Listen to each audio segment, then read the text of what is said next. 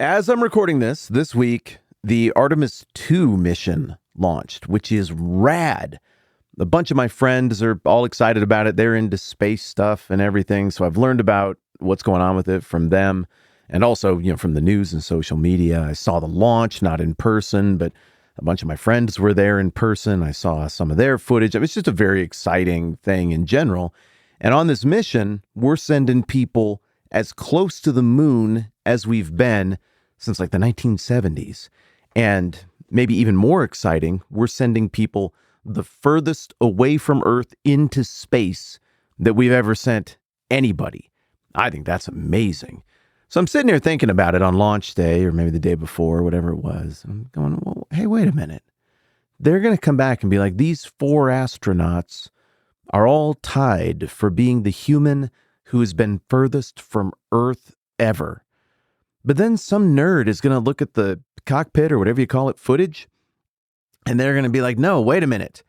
Reed Wiseman's elbow was sticking out on the turn, and that one point of his elbow was further into space as they made the pass around the moon than anybody else on the crew.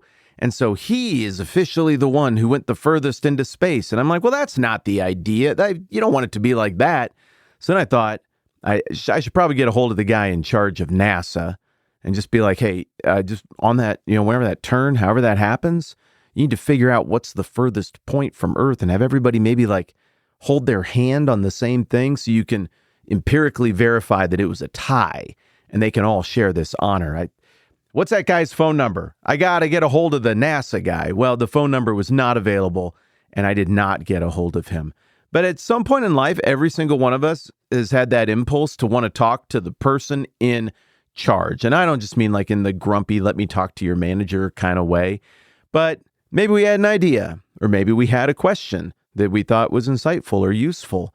And particularly the person in charge, who I think everybody has thought about wanting to talk to, is God, the first cause, the maker of all things, the sustainer of existence. And maybe you've wanted to talk to God about cancer or starvation or suffering, or maybe you have questions about the wonders of the cosmos, or maybe you have questions about time, or maybe you have suggestions or ideas. It doesn't matter if it's silly or not. I mean, of course, at some level it's silly because in comparison to God, we're kind of silly.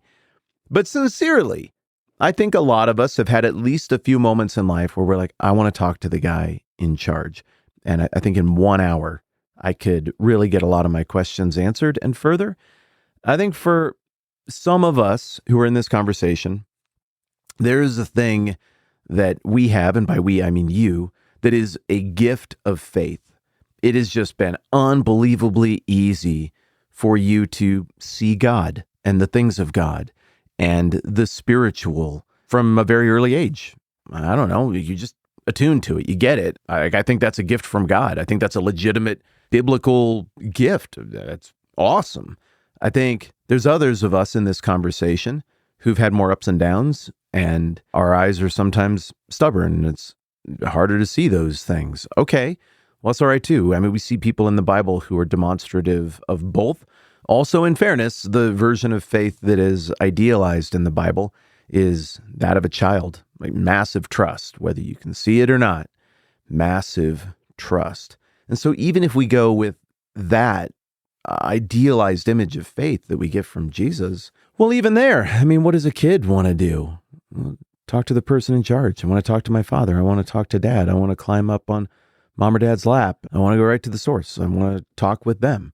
So this impulse to talk to not just the person in charge, but the God who's in charge of everything, this impulse to want to see God is one that I think eventually will occur to everybody. I mean, if we have the impulse to want to talk to the manager, surely we have the built-in impulse to want to talk to God. Why don't we? I mean, we can via prayer, but the kind of imagined, like, let's sit down and chat sort of thing, I don't think I would perform very well in that environment. I think the strength and the courage would go right out of me. I picture the way it works in the book of Job, right? Where most of the book of Job is him sitting around and speculating with his buddies about what the heck is going on. Calamity befalls Job. People gather around him and they start giving him feedback. They're trying to make sense of how someone who seems, at least on the surface, to be so righteous could go through such a difficult thing. And these three friends in particular show up, and they're all offering their theories, most of which comes down to something that looks like karma. You probably did bad things. Maybe you didn't even know you did. Maybe you're kind of, deceiving yourself about what you did, but, you brought this on yourself. And there's some other theories floated around in there. But Job insists on his own innocence, and even his wife tells him to curse God, and he won't do it. Job's not perfect in the book, but he comes off better than his friends. And as you're going through the whole book, you're kind of coming back to how I was feeling about, I need to talk to the guy from NASA, or how you and I have maybe felt at times quietly. We're like, I need to talk to God. Except in this case, God actually shows up in the conversation. He's like, all right, well, here I am. I heard you had some questions about my character, my goodness, my rationale for things.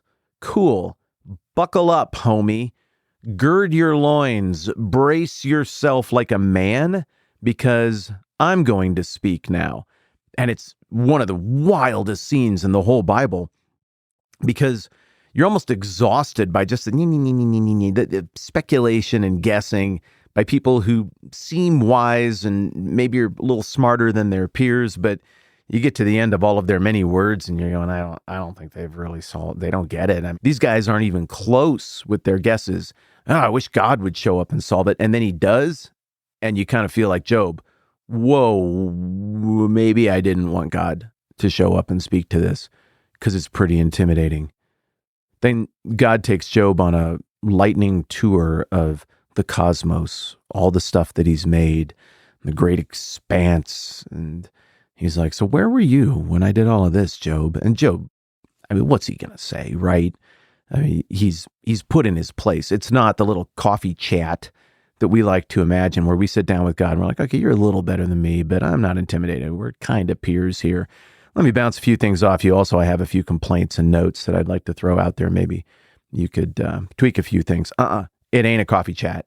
It is Job on his face in humility and in awe, and God basically saying, you just don't know.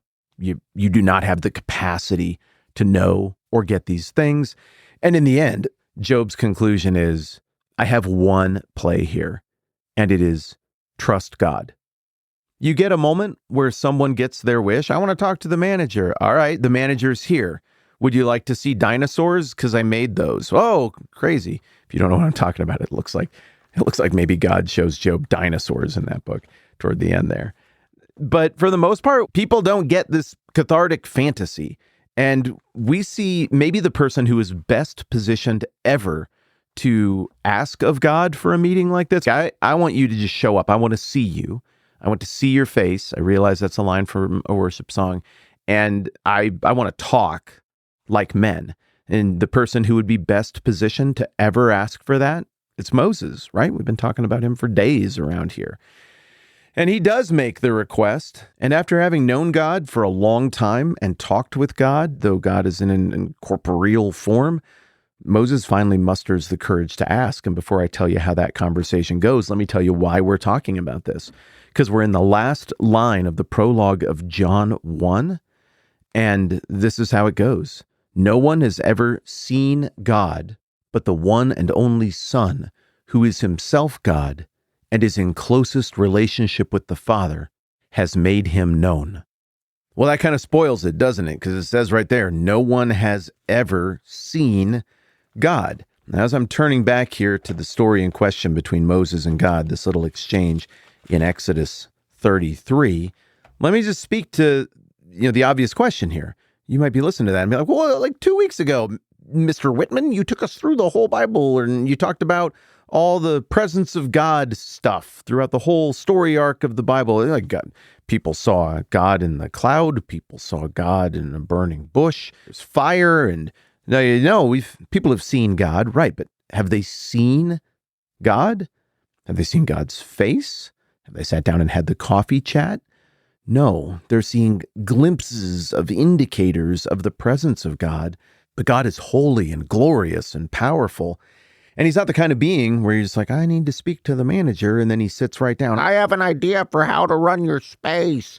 No, it doesn't work like that. And so Moses, he's known God for a long time in Exodus 33.